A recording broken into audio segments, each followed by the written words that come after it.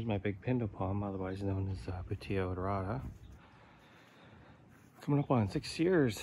It's right about 6 years in the ground. When I was away the first week of August, the flowers actually, the blooms came out, so I missed it.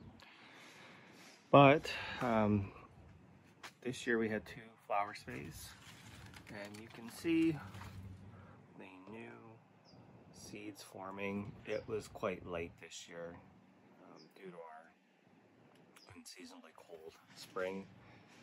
At this point last year, these were already like little mini coconuts. You can kind of see this one, and there was actually more. What I think is these are not going to develop. They'll develop to a certain point, they'll kind of go through the winter, and then they'll drop off next spring. So I may actually just kind of go in there and cut these off. This pond doesn't waste any more time. And I also feel like they're a bit smaller than they were last year. Last year's were big, and there were 3. So there you go, that's what they look like. And that odd bit of growth, I finally, it just fell out one day. It took me a while for it to keep on pushing, because you can see it's really opening a lot of new fronds. This one's kind of hard to get to,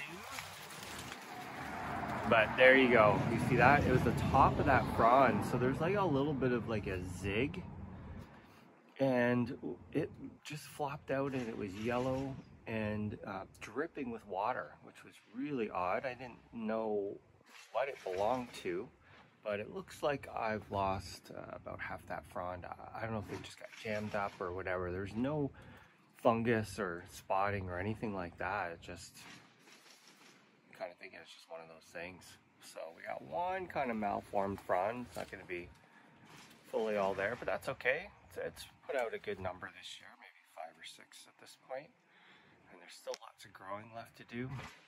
Usually when it sends out that a spear, there's multiple fronds in it, so they'll kind of pop off one another all at one time. But taller than the gutters now. I think the gutters are 12. I think those are right at around 12, or the top of them is right at around 12. So you can see this guy's getting quite beefy. I did take a couple fronds off this year. I'm thinking about removing these plants underneath it. There's a big chunk there too.